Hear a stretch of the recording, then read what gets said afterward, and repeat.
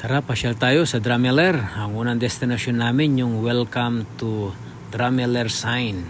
Ayan, kasama namin yung mga tiga Kelowna, taga Calgary at kami from Vancouver nag-long drive. Pang-5 araw na namin ngayon. Ayan. Ayan guys, yung Welcome to Drameler sign is almost 2 hours drive from Calgary.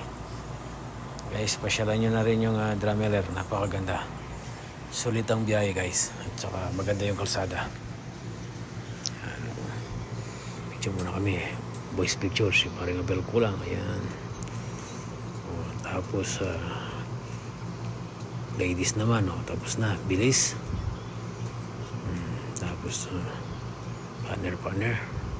Tapos yung group picture namin. Lahat. Kompleto.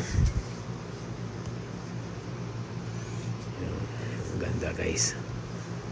Yan, kasama namin dyan si nanay para makapamasyal siya.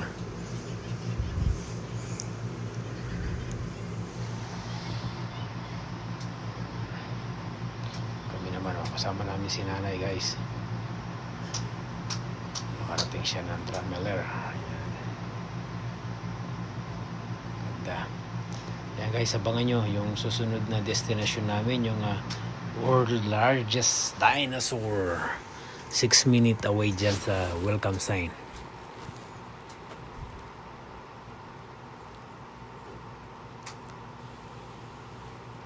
Ayan guys, ganda. Ayan, tapos na guys.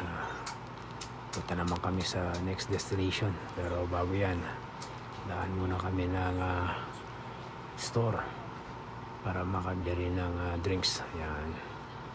Sama namin si nanay, si ate Mimi Maylin.